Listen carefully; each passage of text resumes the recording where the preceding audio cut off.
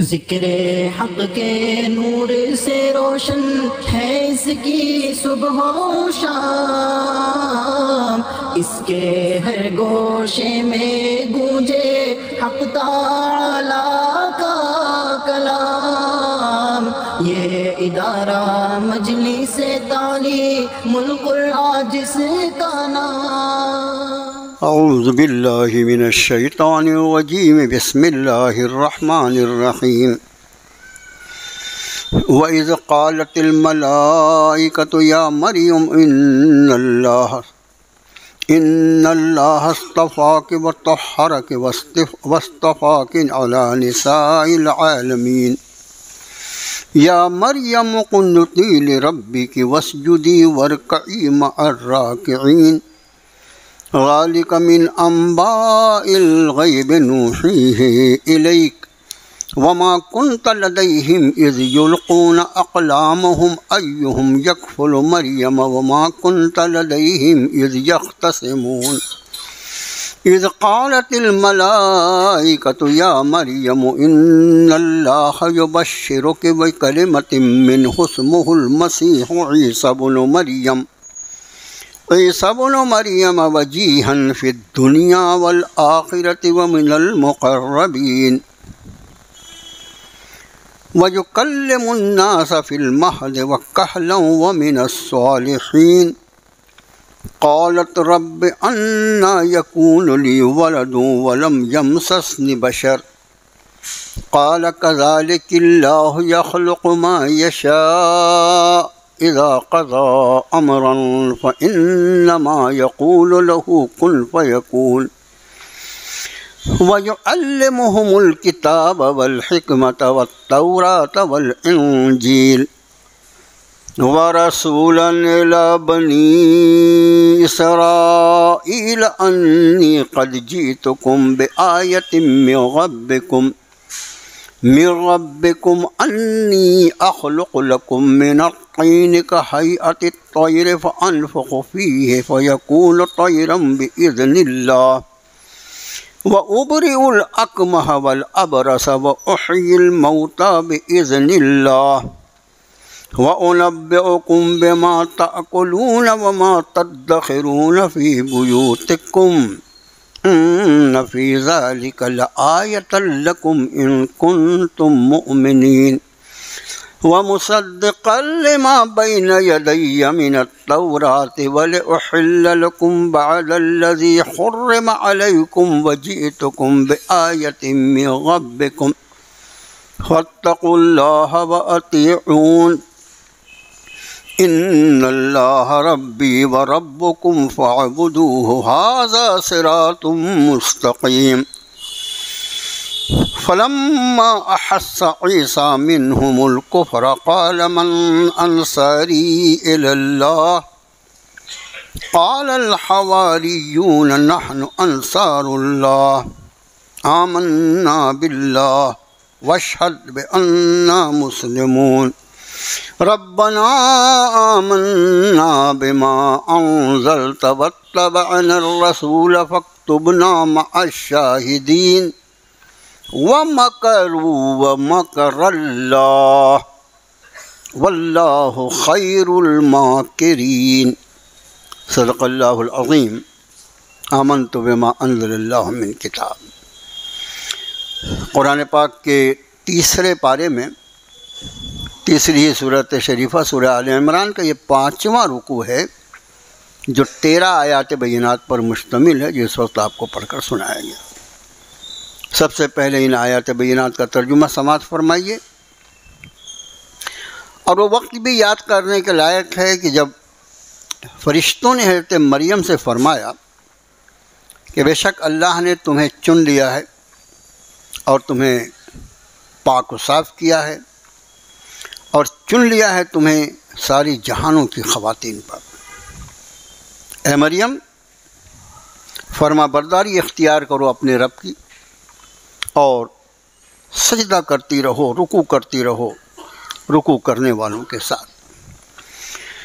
یہ وہ غیب کی خبریں ہیں جو ہم آپ کی طرف وحی کرتے ہیں۔ آپ ان کے پاس اس وقت موجود نہیں تھے نبی صلی اللہ علیہ وسلم جب وہ اپنے قلموں کو دریا میں ڈال رہے تھے کہ کون کفالت کرے گا مریم کی، اور نہ اس وقت آپ ان کے پاس تھے جب وہ حضرت مریم کی کفالت کے بارے میں باہم اختلاف کر رہے تھے یا جھگڑ رہے تھے۔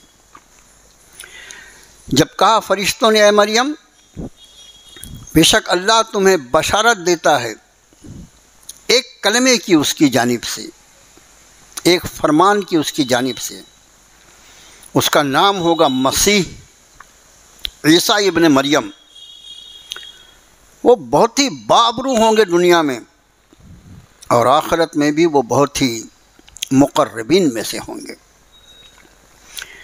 وہ بات کریں گے لوگوں سے جھولے میں بھی، گہوارے میں بھی، اور ادھیڑ عمر میں بھی، اور وہ ہوں گے نیکوکاروں میں سے۔ تو مریم نے کہا کہ میرے رب مجھے بیٹا کیسے ہو سکتا ہے کہ مجھے تو کسی انسان نے چھوا بھی نہیں۔ ارشاد فرمایا ایسے ہی اللہ وہ جو چاہتا ہے جو چاہتا ہے وہ پیدا فرماتا ہے، اور جب وہ فیصلہ فرما لیتا ہے کسی چیز کا تو بس اتنا ہی ہوتا ہے کہ اسے کہتا ہے ہو جاؤ، اور بس وہ ہو جاتی ہے، اور وہ اسے سکھلائے گا کتاب اور حکمت اور تورات اور انجیل، اور وہ رسول ہوں گے بنی اسرائیل کی طرف، اور کہیں گے کہ تحقیق میں لایا ہوں تمہارے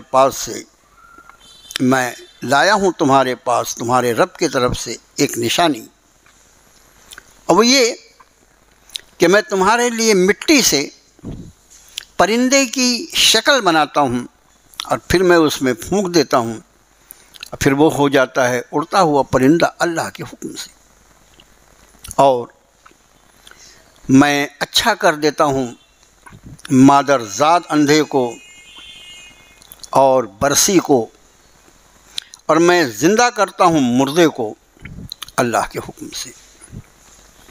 اور میں تمہیں بتاتا ہوں جو کچھ تم کھا کے آئے ہو اور جو کچھ تم نے گھر میں ذخیرہ کیا ہے، چھوڑا ہے، بے شک اس سب میں ضرور نشانی ہے تمہارے لیے اگر تم ایمان والے ہو اور تصدیق کرنے والے اس کی، جو کچھ اس کے پہلے تورات میں، اور میں حلال کرنے کے لیے آیا ہوں تمہارے لیے بعض وہ چیزیں جو تم پر حرام کر دی گئی تھی، اور میں لایا ہوں تمہارے پاس نشانی تمہارے رب کی طرف سے،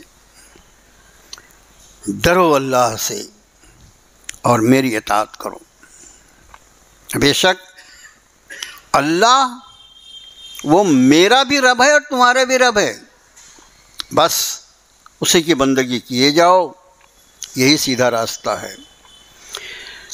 پھر جب حضرت عیسیٰ نے ان سے انکار محسوس فرمایا تو ارشاد فرمایا کون ہے جو اللہ کے راستے میں میرا مددگار ہو، میری مدد کرے؟ حواریوں نے کہا ہم اللہ کے مددگار ہیں، ہم ایمان لائے اللہ پر، اور آپ گواہ رہیں کہ ہم فرما برداروں میں سے ہیں۔ اے ہمارے رب ہم ایمان لے آئے اس سب پر جو آپ نے نازل فرمایا، اور ہم نے اتباع اختیار کی رسول کی، بس تو ہمیں گواہی دینے والوں میں لکھ لینا۔ بنی اسرائیل نے مکاریاں کی، چالیں چلیں، اور اللہ نے اپنی تدبیر فرمائی، اور اللہ سب سے بہتر تدبیر فرمانے والا ہے۔ یہ ہے ان 13 آیتوں کا محتاط ترجمہ جو آپ کے اس خادم نے آپ کو کر کے سنایا ہے۔ اس کے کاغذ اتنے پتلے ہیں کہ گزشتہ رکوع میں حضرت مریم کی ولادت کا تذکرہ تھا، یعنی مضامین جو ہیں وہ کتنے مربوط ہیں اس کا آپ انداز فرمائیں۔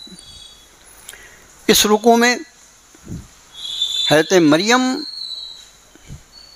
کو اللہ عز و جل نے جو بغیر باپ کا بیٹا عطا فرمایا، جو پوری تاریخ انسانیت میں بے نظیر ہے، اس جیسی کوئی مثال نہیں، اس کا تذکرہ ہے۔ اور پھر قرآن کے مضامین ہے، ایک ساتھ کیا کیا بیان ہوتا ہے، تو قرآن شریف کو پڑھنے والے کو سمجھ میں آتا ہے الحمدللہ۔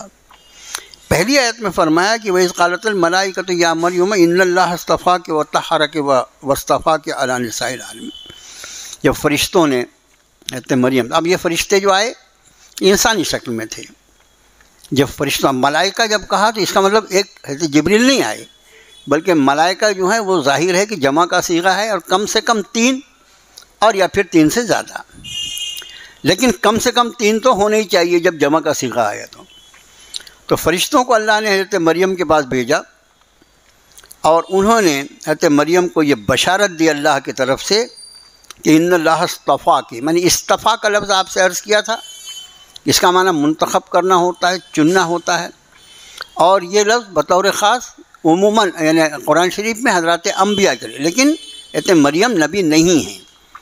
یہ متفقہ عقیدہ ہے پوری امت مسلمہ کا کہ اللہ نے کسی عورت کو نبی نہیں بنایا، لیکن اس کے بعد بھی بعض خواتین ایسی ہیں جن کو اللہ عز و جل نے بہت ہی اعزاز اور بہت ہی اکرام سے نوازا ہے، اس میں حضرت مریم بھی ہیں۔ تو فرمایا اللہ نے آپ کو چن لیا ہے، آپ کو پاک کیا ہے، اور آپ کو منتخب کر لیا ہے ساری جہانوں کی عورتوں پر، علی نساء العالمین، لفظی ترجمہ کیا ہوگا؟ ساری جہان کی عورتوں پر۔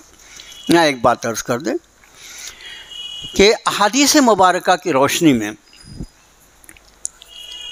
5 خواتین ایسی ہیں جن کو اللہ نے بہت ہی اعزاز سے نوازا ہے، یا ہم یہ کہہ سکتے ہیں کہ دنیا کی ساری خواتین جو ہیں ان پر اللہ نے ان کو فوقیت عطا فرمائی۔ 5 خواتین بہت آسانی سے آپ ان کو یاد رکھ سکیں گے انشاءاللہ۔ 2 جو ہیں وہ پچھلی امتوں میں ہیں، ایک تو فرعون کی بیوی حضرت آسیہ ہیں، دوسرے حضرت عیسیٰ روح اللہ کی والدہ محترمہ حضرت مریم ہیں۔ یہ 2 جو ہیں یہ پچھلی امتوں سے ہو گئی، حضرت آسیہ، فرعون کی بیوی، فرعون جیسا مردود اور اس کی بیوی، یہ اللہ کا معاملہ ہے، کس کو کس مقام پر فائز فرمائے۔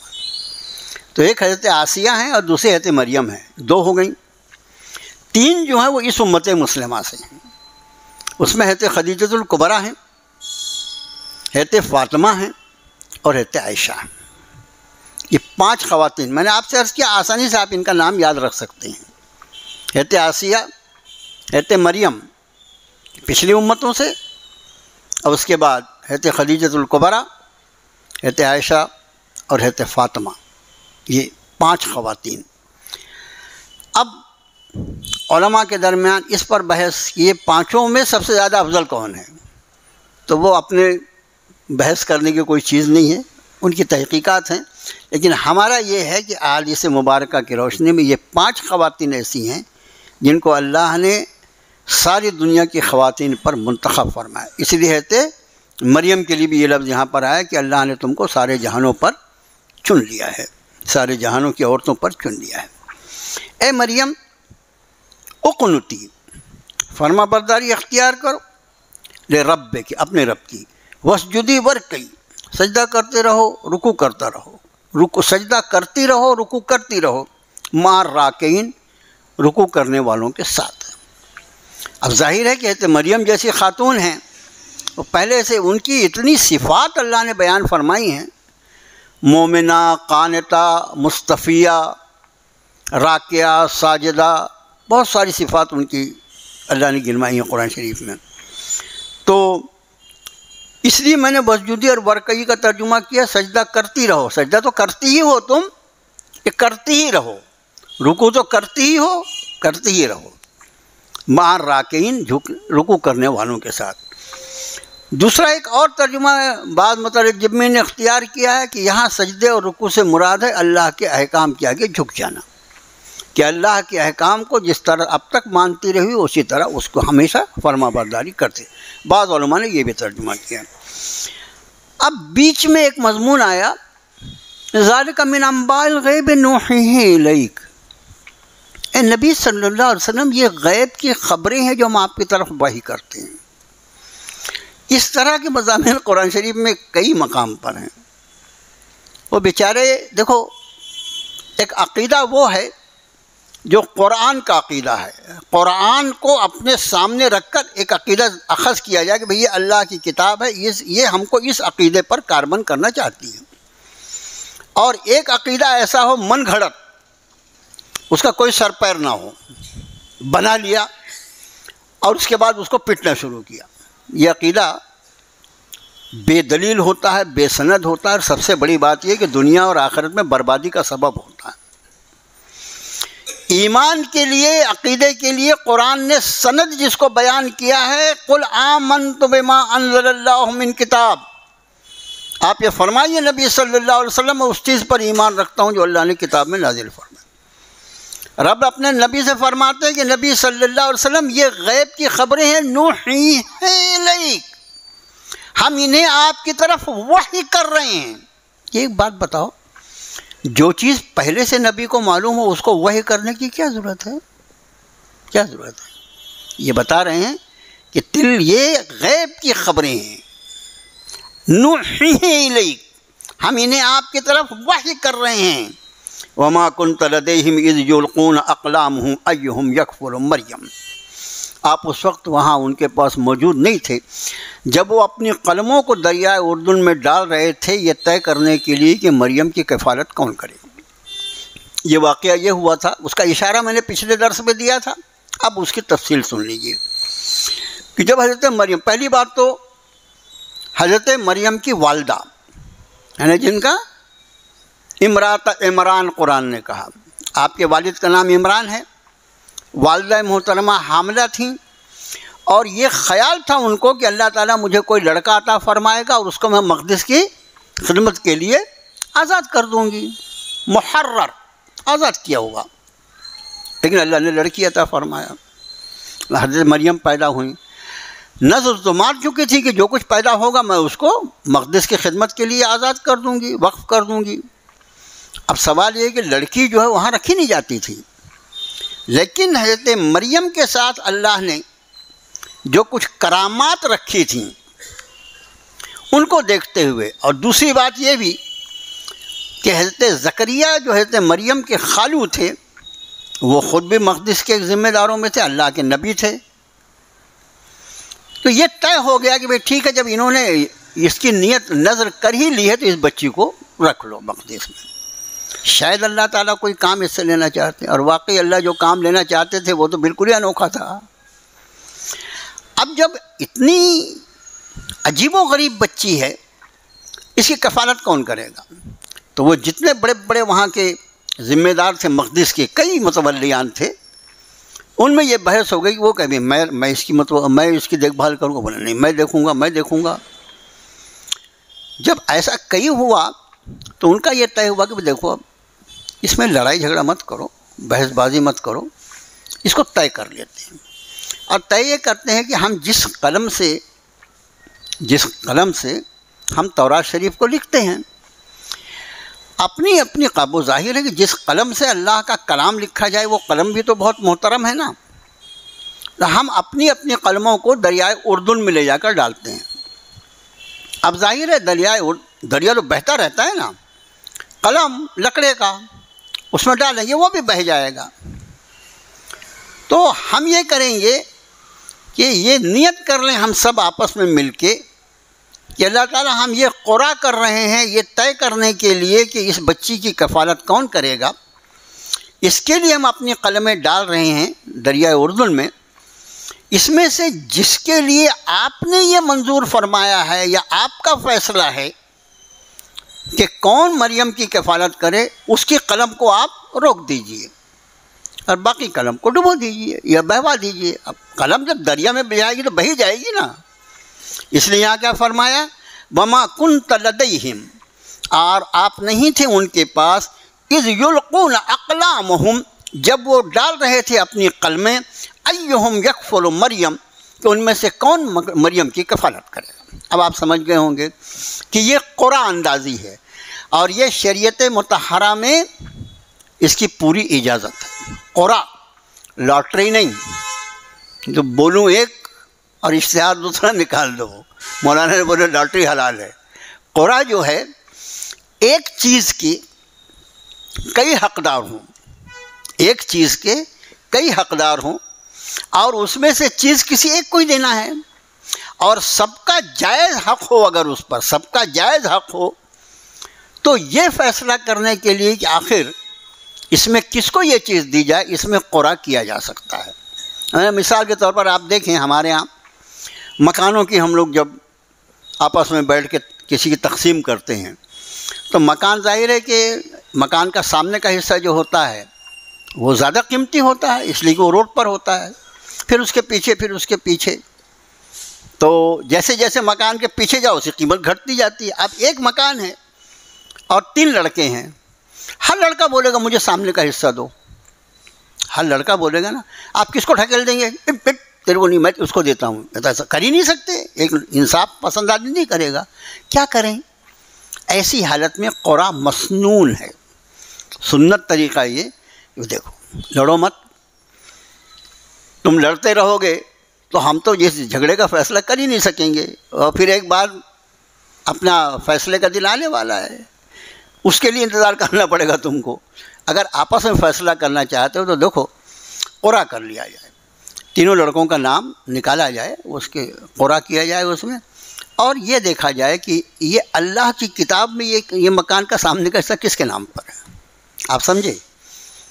اب جب آپ قرعہ میں 3 میں سے کسی ایک کا نام آئے گا تو جس کا نام آئے گا اس کو اچھلنے کا موقع نہیں ہوگا. اللہ نے میرے لیے لکھا تھا. اور جو 2 لوگ ہوں گے جو اس کے بعد کا حصہ ملے گا ان کو ناراضگی کی کوئی بات نہیں ہوگی، اس لیے کہ سردار صاحب نے اپنی مرضی تھوڑی ڈھکیلا مجھے. یہ تو قرعہ میں اللہ کا فیصلہ ہے ہوتا ہے. قرعہ جو ہوتا ہے وہ اللہ کا فیصلہ ہوتا ہے. لیکن یہ ہر جگہ نہیں چلتا. کوئی چیز چوری ہو گئی 2 4 10 کا نام آپ ڈال کے اس کا قرعہ نکال رہے کون چور ہے، ایسا کبھی مت کرنا. میں نے اسی لیے شروع میں کیا بتایا، کسی ایک چیز پر چند لوگوں کا جائز حق ہو اور چند میں سے کسی ایک کو دینا ہو. جناب نبی کریم صلی اللہ علیہ وسلم کے جب اسفار ہوتے، اب اسفار میں ازواج مطہرات میں سے کسی ایک کو ہی رکھنا ہے اور ہر زوجہ محترمہ یہ چاہیں گی کہ میں حضرت کے ساتھ سفر کروں. کیا ہوتا تھا؟ آپ قرعہ فرماتے. قرعہ میں جس کا نام آتا اس کو آپ لے جاتے. دوسروں کی تنگ دل ہونے کا کوئی موقع ہی نہیں ہے، یہ تو اللہ کا فیصلہ ہے نا. تو ایسے معاملات میں تو یہاں پر یہ لوگوں نے کیا کہ اپنی اپنی قلم دریائے اردن میں ڈالو، جس کا قلم رک جائے. اب ظاہر ہے کہ بہتے دریا میں قلم کا رک جانا یہ تو ایک اللہ کی طرف سے کرامت ہے نا. یہ کس کے لیے ہوگا؟ ظاہر ہے کہ اللہ کا فیصلہ جس کے لیے ہوگا. تو فرمایا نبی صلی اللہ علیہ وسلم جب وہ اپنی قلمیں ڈال کے قرعہ کر رہے تھے مریم کی کفالت کے لیے، آپ وہاں موجود نہیں تھے. پھر آگے فرمایا وَمَا كُنْتَ لَدَيْهِمْ إِذْ يَخْتَصِمُونَ، اور جب وہ آپس میں بحث و مباحثہ کر رہے تھے، جھگڑ رہے تھے، اس وقت بھی آپ نہیں تھے. یہ تو آپ کی ولادت مبارکہ سے سینکڑوں سال پہلے کا واقعہ ہے. یہ آپ کو کیسے معلوم؟ یہ اس وحی کی برکت سے جو ہم آپ کی طرف وحی کرتے ہیں، اور یہ آپ کی رسالت کی، آپ کے نبی اور رسول ہونے کی دلیل ہے. آگے فرمایا اذ قالت الملائکۃ یا مریم، جب فرشتوں نے کہا اے مریم اللہ تمہیں بشارت دیتا ہے بکلمۃ منہ. دیکھو بکلمۃ منہ، ایک کلمہ اس کی جانب سے.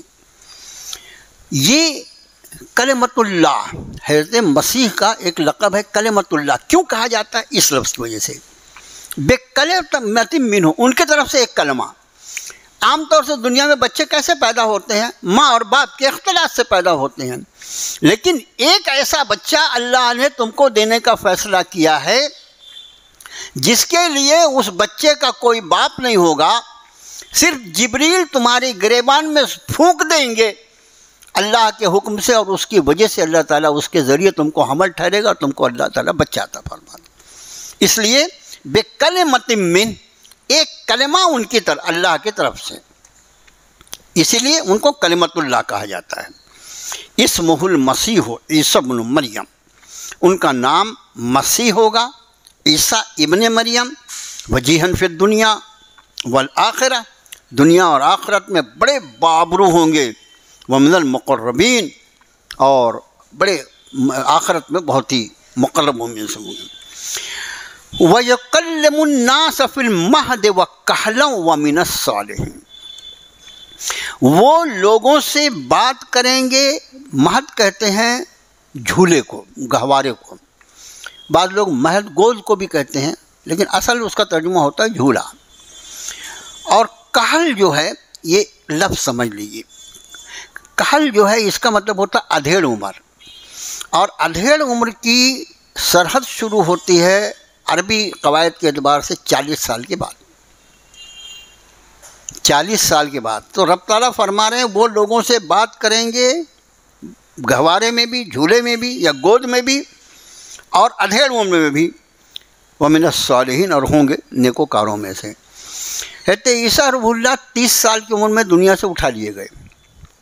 جب ان کو آسمانوں پر اٹھایا گیا تو ان کی عمر 30 سال تھی۔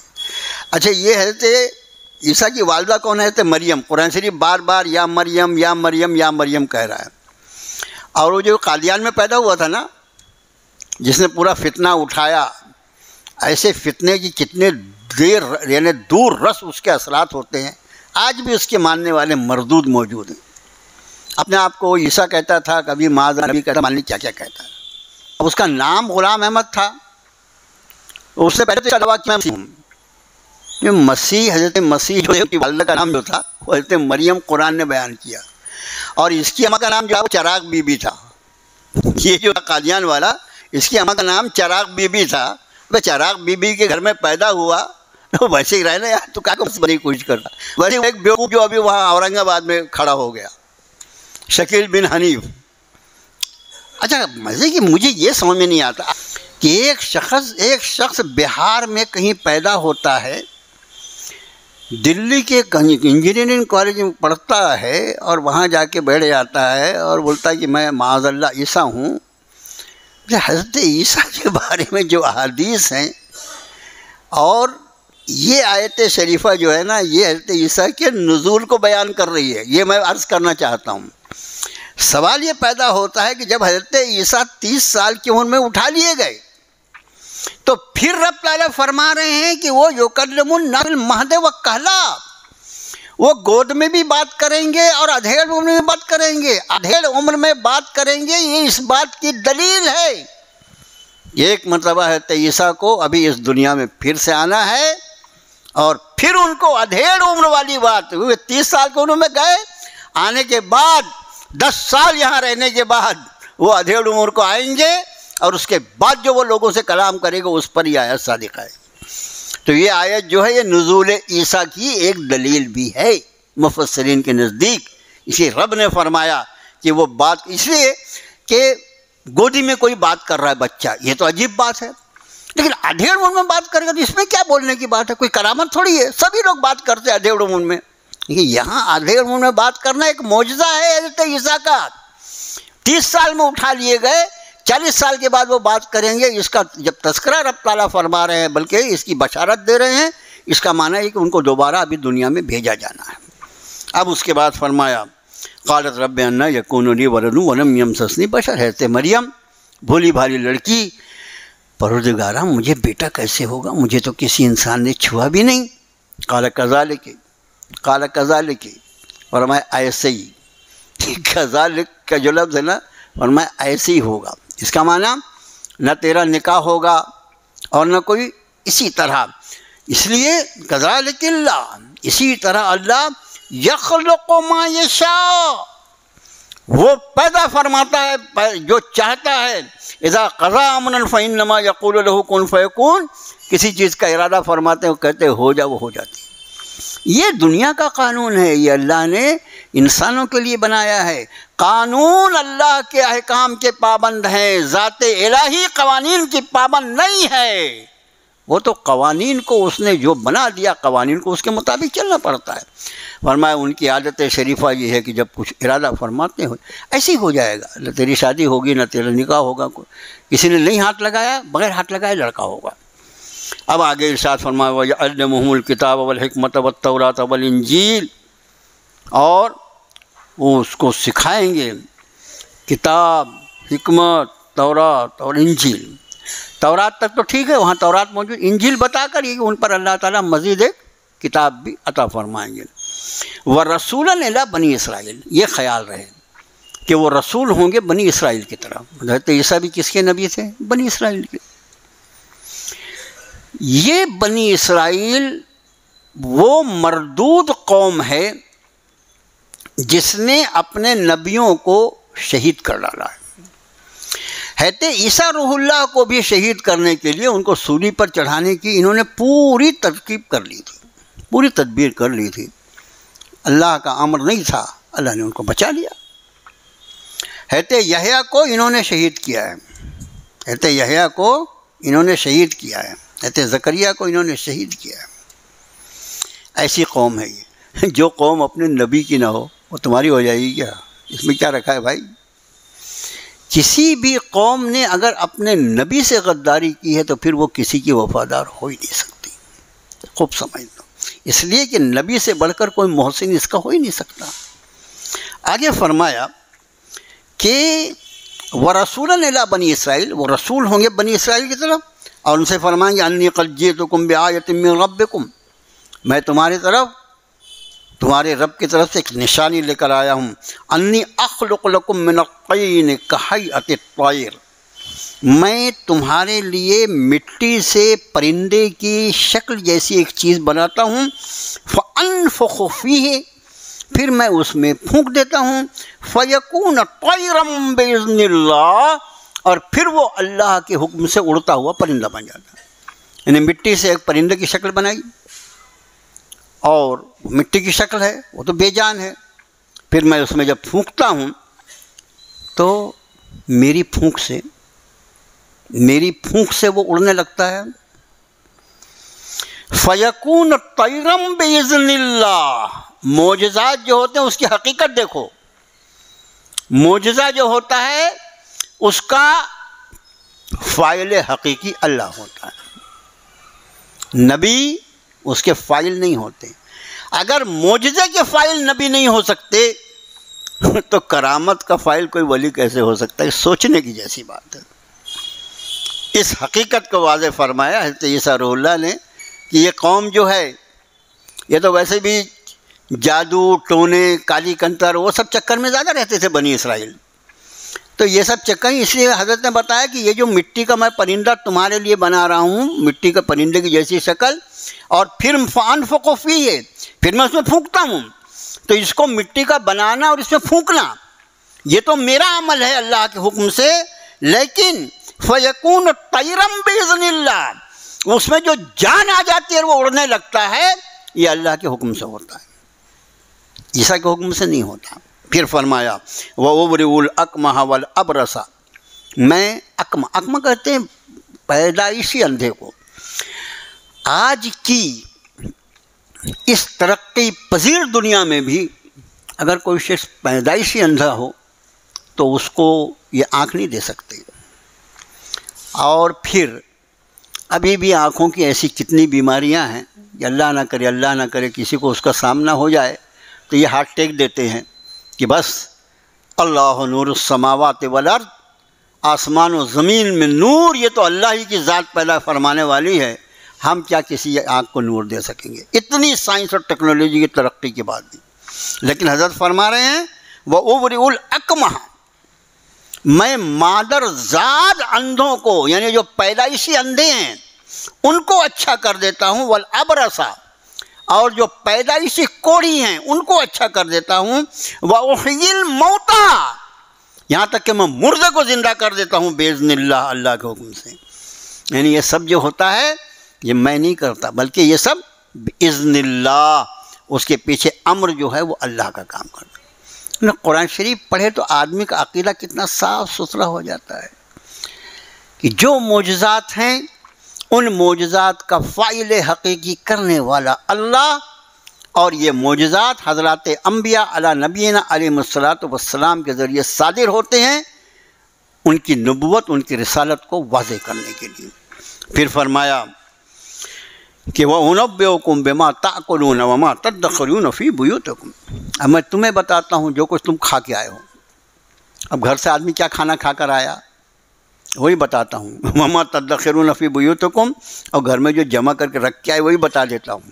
اور یہ سب کا سب کیا ہوتا ہے؟ ظاہر ہے سب کا سب باذن اللہ. ان فی ذلک لآیۃ لکم ان کنتم مؤمنین، اس میں تمہارے لیے ایک نشانی ہے اگر تم ایمان لاؤ. ومصدقا لما بین یدی من التوراۃ ولأحل لکم بعض الذی حرم علیکم، اور مجھے اس لیے بھیجا گیا ہے کہ میں تورات کی تصدیق کرنے والا، اور تاکہ میں حلال قرار دوں تمہارے لیے بعض الذی حرم علیکم، بعض وہ چیزیں جو تم پر حرام قرار دے دی گئی ہیں. اور حرم علیکم وجئتکم بآیۃ من ربکم، اب میں آیا ہوں تمہارے پاس تمہارے رب کی طرف سے ایک نشانی لے کر. فاتقوا اللہ واطیعون، دیکھو سارے انبیاء کی دعوت، فاتقوا اللہ، اللہ سے ڈرو، واطیعون، اور میری اطاعت کرو. بس یہی ہے پوری نبوی دعوت، سارے انبیاء کی دعوت. اللہ سے ڈر کے جیو، میری اطاعت کرو. مجھے اللہ نے جو جینے کا طریقہ سکھلایا ہے وہ اس کا پسندیدہ طریقہ ہے، تم میرے طریقے پہ زندگی گزارو. آگے فرمایا ان اللہ ربی و ربکم فاعبدون، اللہ میرا بھی رب ہے. اب بیچارے یہ مردود عقیدہ جو ان کو ابن اللہ کہتے ہیں، معاذ اللہ، اللہ کا بیٹا، کہتے عیسیٰ فرماتے ان اللہ ربی، سب سے پہلے جس اللہ کے طرف میں تمہیں دعوت دے رہا ہوں اس اللہ کے بارے میں یہ کہتا کہ وہ میرا بھی رب ہے. میرے والد نہیں ہیں، وہ میرے رشتہ دار نہیں، سب سے پہلے وہ میرے رب ہیں. وَرَبُّكُمْ، اور تمہارے بھی رب ہیں. فَاعْبُدُوهُ، بس اسی کی بندگی کرو. کیا صاف ستھرا عقیدہ. هَذَا صِرَاطٌ مُسْتَقِيمٌ، یہ سیدھا سیدھا راستہ ہے. کہ حضرت عیسیٰ روح اللہ کے بارے میں قرآن شریف نے جتنا ان کا تذکرہ فرمایا ہے اور ان کی سیرت کو جتنا زیادہ، 3 انبیاء، حضرت سیدنا ابراہیم علیہ السلام، حضرت موسیٰ علیہ السلام اور حضرت عیسیٰ روح اللہ، یہ 3 انبیاء کے واقعات بہت زیادہ. اور حضرت عیسیٰ روح اللہ کو اتنا واضح طور پر کہ کوئی شخص اگر وہ متعصب نہیں ہے، اور قرآن کی سورہ آل عمران اور سورہ مریم، صرف 2 صورتیں، پورا قرآن نہیں کہہ رہا ہوں میں، سورہ آل عمران اور سورہ مریم 16ویں پارے میں، وہ دونوں پڑھ لے ایمانداری سے، اور ان دونوں صورتوں کو پڑھنے کے بعد بتائے یہ تو عیسیٰ کون ہے، کہنے کو مجبور ہو جائے گا یہ تو عیسیٰ اللہ کے بندے اور اس کے رسول.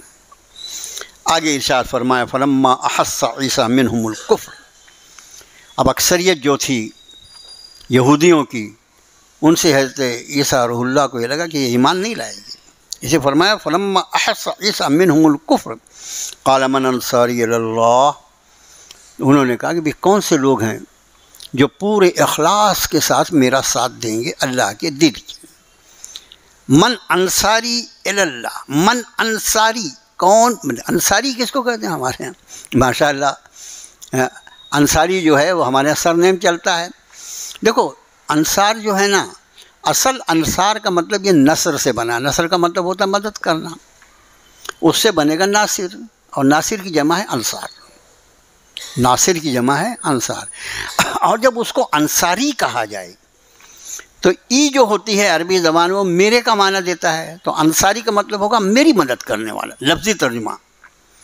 تو ایک تو حضرت ابو ایوب انصاری رضی اللہ تعالیٰ عنہ ہیں، تو وہ انصاری اس لیے کہلاتے ہیں کہ مدینہ طیبہ میں ہیں، اور اللہ کے وہ بندے جن کو نبی کریم صلی اللہ علیہ وآلہ وسلم کے ہجرت پر تشریف لانے کے بعد سب سے پہلے نبی کریم صلی اللہ علیہ وسلم کی میزبانی کا شرف اللہ نے اپنے اس بندے کو عطا فرمایا، کہتے ابو ایوب انصاری رضی اللہ وہ شرف.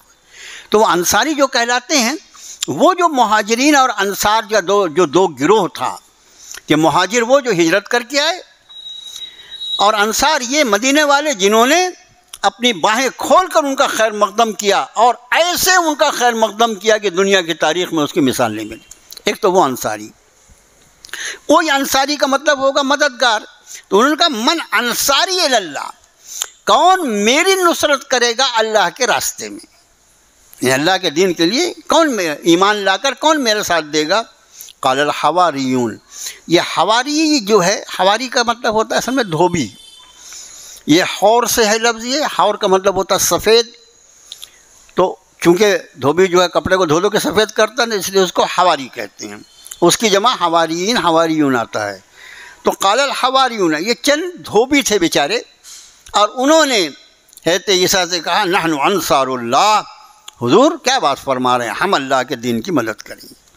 چند لوگ، گنتی کے لوگ، آمنا باللہ، ہم ایمان لے آئے اللہ پر، وشہد بأننا مسلمون، آپ گواہ رہنا ہم فرما برداری اختیار کرتے ہیں۔ جس طرح نبی کریم صلی اللہ علیہ وآلہ وسلم کے ساتھیوں کو صحابہ کہا جاتا ہے، وہ صحبت سے بنا ہے، اسی طرح حضرت عیسیٰ روح اللہ کے ساتھیوں کو حواری کہا جاتا ہے، اس لیے حواریین کا لفظ آیا۔ ربنا آمن، اب وہ دعا کرنے لگے حواری حضرات جنہوں نے ایمان لایا تھا، ربنا آمنا بما انزلت واتبعنا الرسول فاکتبنا مع الشاہدین، اے ہمارے رب ہم ایمان لائے اس پر جو کچھ آپ نے نازل فرمایا، اور ہم نے اتباع کی رسول کی۔ یہاں رسول سے مراد کون ہے؟ یہ تو عیسیٰ روح اللہ، یہاں رسول صلی اللہ علیہ وسلم نہیں بولنے کا، یہ رسول سے مراد تو عیسیٰ ہیں۔ ہم نے اتباع کی رسول کی، فاکتبنا مع الشاہدین، ہمیں گواہی دینے والوں میں لکھ لیجیے کہ ہم نے اس بات کی شہادت دی ہے کہ آپ ہی ہمارے رب ہیں اور ہم آپ کے رسول پر ایمان لائے۔ اب اس کے بعد آخری آیت آج کی رکوع کی، وَمَكَرُوا وَمَكَرَ اللَّهُ۔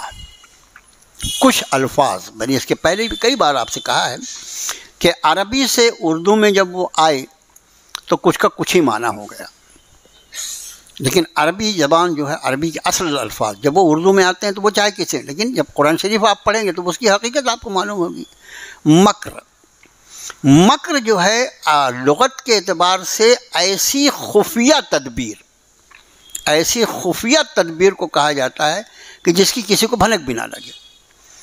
اب انسان اگر کوئی ایسی تدبیر کرتا ہے تو ظاہر ہے کہ انسان کرے تو کچھ لوگ مل کے کریں گے نا، سب کو معلوم رہے گا، لیکن اللہ اگر کسی کے لیے کوئی تدبیر فرمائے تو وہ تدبیر کیسی ہوگی؟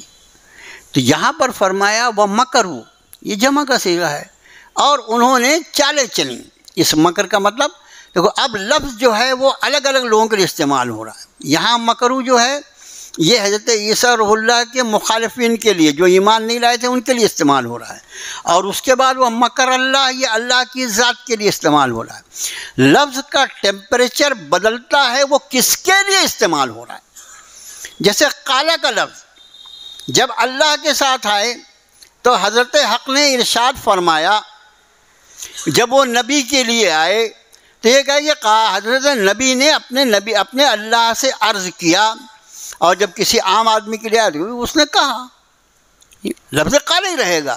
یہ جو ہے یہ ترجمہ کا حسن ہوتا ہے۔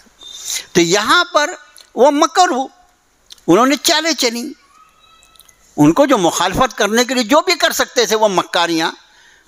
کون سی مکاری تھی؟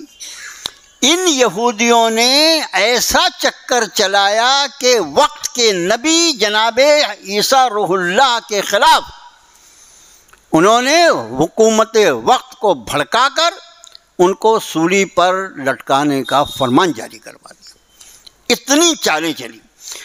وقت کے نبی کو جس سے زیادہ سچا، جس سے زیادہ پاک باز، جس سے زیادہ متقی، جس سے زیادہ انسانیت کا خیر خواہ کوئی ہو نہیں سکتا، اس کو بدنام کرنے کے لیے اور اتنی شریف النفس ذات کو پھانسی کا حقدار قرار دینے کے لیے ان کو کتنی ایڑی چوٹی کا زور لگانا پڑا، کتنی چالیں چلی ہوں گی اور کتنے فتنے برپا کیے ہوں گے، آپ انداز فرمائیں۔